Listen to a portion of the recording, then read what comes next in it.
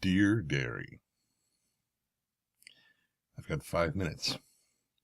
Well, and it's 11:55, so I have 5 minutes.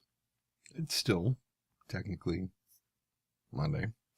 Don't have a lot to talk about, so I'll just give you a story time for right now. Complete with compulsory yawning from me. For those of you who don't know, compulsory means it has to be done. It's required.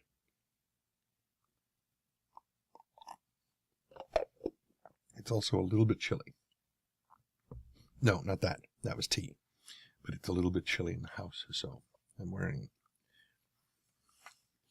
my old Mexican grandmother's shawl. I don't actually know where I got this. I think I may have gotten it from EA way back in the day. I really don't remember. So I'm trying to figure out what story to tell you guys. I have to, figure. I've got one. Okay. And it'll be very difficult to see, but there is a scar right here on my wrist.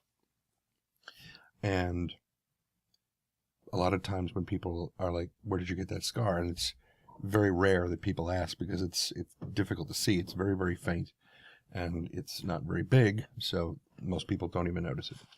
But when people invariably ask where I got this scar, amazingly enough, it's always the same story. Because, I don't alter it at all. Anyway, many, many years ago, it was before it was before I joined. This is another before the Army story. I knew I was going into the Army, so it has to have been mid-1989. Because I went into the Army in October of 1989, and it has to have been shortly before that. So,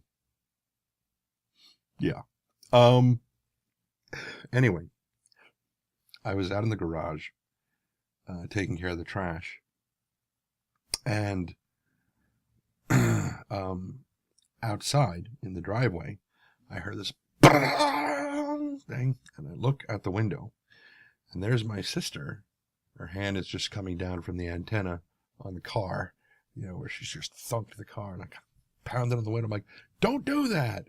And she's like, okay. And she's 9 years younger than me. So I was 19 at the time, so she would have been about 10. Our little brother was about 11 years younger than me, so he would have been 8 at that point. Anyway, so I leaned back down to continue working on the laundry, and I'm doing the twist ties on the laundry.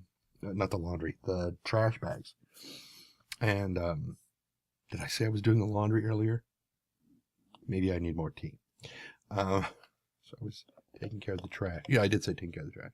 All right. So I'm leaning down, doing the twist ties on the next garbage bag.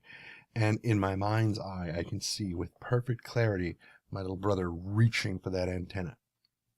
Because, she had just done it, and it made a cool sound. He had to do it too. So he could be, it's, mimicking and imitation and being cool and everything else. I stand up and I look out through the window, and there goes his hand reaching for the antenna. And I went to knock on the window, and my fist went through the window instead of bouncing off of it. So the window shatters, and, my hand goes through it. And I'm like, don't do that. And he's like, because, I broke a window. Clearly, I was pissed off. He took off running. I kind of stuck my head through the now open garage window. I was like, shit. That's not the expletive I used, but, whatever. And so I was like, well, I'll clean it up in a minute. And so I go back to taking care of the trash. I'm doing the twist ties, and something hits me in the face. And I wipe my face, and I'm like, there's blood on my hand. And I look up at the ceiling to try to figure out where it came from. Because, of course, when you're bent over, when something hits you in the face, obviously it must have come from above you. So I'm looking at the thing and I don't see anything. And I kind of look at myself and I don't see anything. And I'm like, all right, whatever.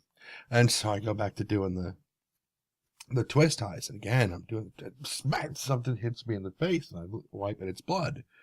And I'm like, what the hell? And I finally pull my hand far enough back that I can see the sun. Because before I was looking like this and I hadn't turned my wrist far enough back to be able to see it.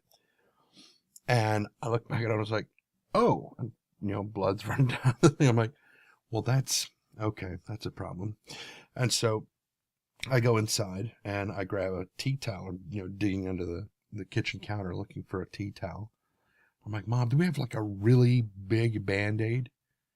And she's like, why? And I was like, for this? And I feel blood pour. She's like, oh my God. She flips out. She's like, my stepfather's family was visiting.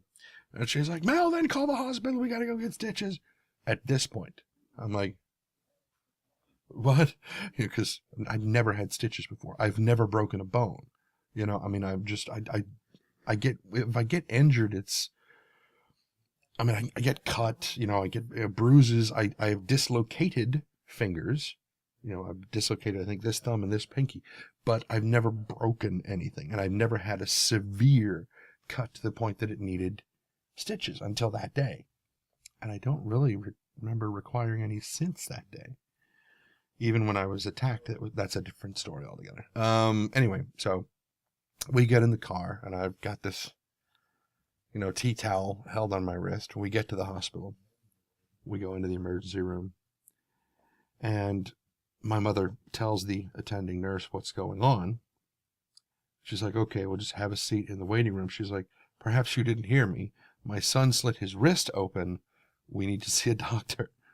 And she's like, I heard you. I've got it written down. I will let you know as soon as there's a doctor available.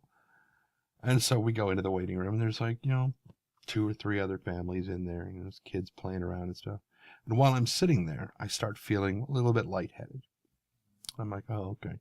So I lay down on the floor. I put my feet up in the chair. And a doctor comes out of the back where he's dealing with a patient, comes out with a patient and says, okay, blah, blah, blah, just go ahead and do this and then check and come back and check on it and we'll see how everything's going. And, the nurse will sign you out. And he looks into the waiting room and he's like, why are you laying on the floor? I said, I was just feeling lightheaded. I just wanted to elevate my feet for a little bit. And he's like, why would you be feeling lightheaded? And I was like, probably this. And he's like, would you come with me, please? Right now? And I was like, okay. So I get up and I go in there with the doctor and I'm sitting, he puts me in one of the treatment rooms and this male nurse. Oh my God.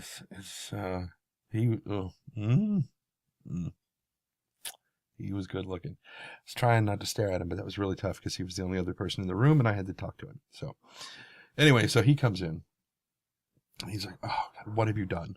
And I was like, he takes the tea towel off and it's like, oh yeah, did that one up real well, didn't you? I'm like, yeah, I put my hand through the garage door window. And he's like, why? I said, well, I wasn't trying to. I was just trying to. My brother was reaching for the antenna to thunk it on the car, and I was trying to knock, and my hand went through it instead of. He's like, oh, so you weren't trying to say, no. No, I was not putting my fist through a window to try to do it. No, it wasn't my intent. He's like, okay. So he grabs a big piece of gauze, and he pours betadine all over it. He's got a hold of my arm, and he's just about to like, is this going to hurt? And he's like a blowtorch, and he slams it on my arm, and I'm like, and there was nothing. I was like, I said, that is brilliant bedside manner. I'm going to have to remember that. That's really cool. That didn't hurt at all. He's like, really? That's unusual. And he walks out of the room. And I was like, that guy is so cool. Oh my God. He's so cool. I'm going to be just like him, but probably not as hot. And so I'm sitting there holding the betadine gauze on there. He's gone. The doctor comes in, sits down on the stool, and says, "All right, so let's take a look at what we got here." And he pulls the betadine, thing off of it. And I said, "Oh, it's not bleeding. It's not bleeding anymore." He goes, "Yeah, how about that?" And he starts scrubbing.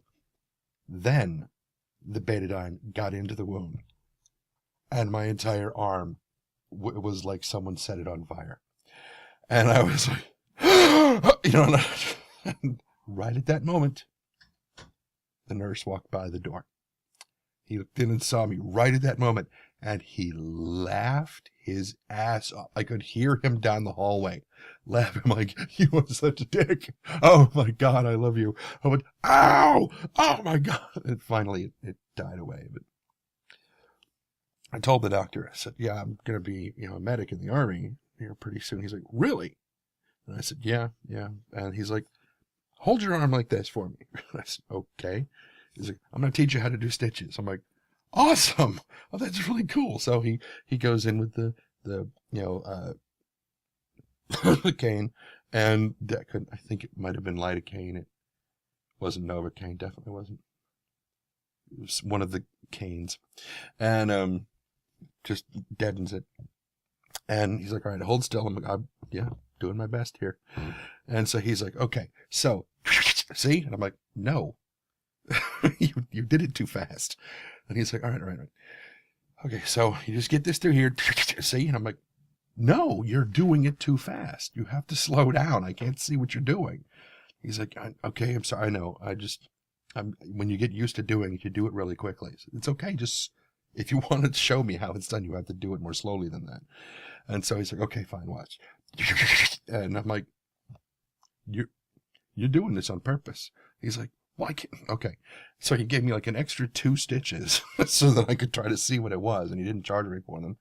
And it turns out if he tried to do it slowly, he'd screw it up. So he's like, they'll show you. They'll have you practicing on that spongy stuff that's on the tops of crutches and stuff. They'll cut those open with the scalpels, and they'll have you sew them shut again with stitch. You'll learn how to do sutures. Don't worry about it. I'm like, okay. And months later, well, weeks later, when it was finished healing, I went back to the hospital to get the stitches out. I don't know why I couldn't just take them out myself. Whatever. So it was a different doctor, and I was like, "So yeah, I'll just hold this for you here." And he's like, "No, I need you to lay down and put your arm back in the thing." I'm like, "Lay down for this?" And he's like, "Yeah, I don't want you passing out while I'm removing your stitches." I'm not going to pass. I watched the doctor put them in. I held my arm while he was trying to teach me how to do stitches, because I'm going to be a medic in the Army. And he's like, "Just lay down and put your arm back, please." I'm like, "Okie dokie. Well, everybody who had a good bedside manner clearly has the day off." Whatever. And I mean, not even 5 seconds, and the guy's done. And I'm like, just fucking, excuse me. Guy was the dick. And not the kind I like. So yeah, that was that day. And never had stitches aside from that. Crazy. Never really, not in a live fire thing, I've never had to put them in anybody either. I've taken them out, never had to put them in. But we'll chalk that up to good luck. Anyway, so I will let you guys go, and I will talk to you folks tomorrow on TMI Tuesday. TMI Tuesday. What should I discuss for TMI Tuesday? Because technically speaking, it is now 12:09, so it is Tuesday now. So if I wanted to tell you something kind of TMI related, I could. But I'm not going to. I'll save it for tomorrow. Okay, so I will talk to you guys tomorrow, and until then, be careless.